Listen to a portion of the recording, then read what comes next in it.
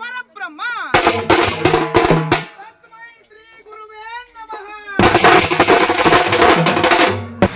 ನಮಸ್ಕಾರ ಸರ್. ನಮಗೆ ತುಂಬ ಸಂತೋಷವಾದಂಥ ವಿಷಯ.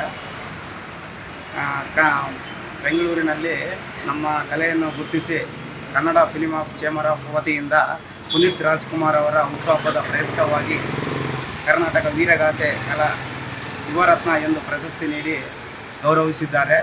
ಇದಕ್ಕೆ ನಮ್ಮ ವಂಶ ಪರಂಪರೆಯ ಕಲೆಯಾಗಿದ್ದು ನಮ್ಮ ಫಾದರ್ ಅವರು ವೀರಗಾಸೆಯ ಕಲೆಯನ್ನು ನಮಗೆ ತುಂಬ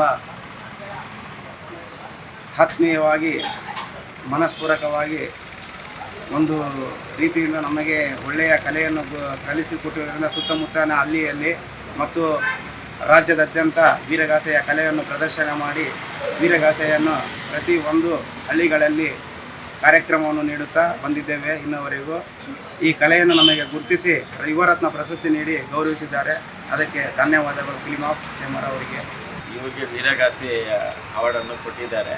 ಮತ್ತು ಇವರು ಪರಂಪರೆ ಇರೋದ್ರಿಂದ ಒಳ್ಳೆಯದಾಗಲಿ ಅಂತ ಮಾತಾಡ್ತಾ ಇದ್ದಾರೆ.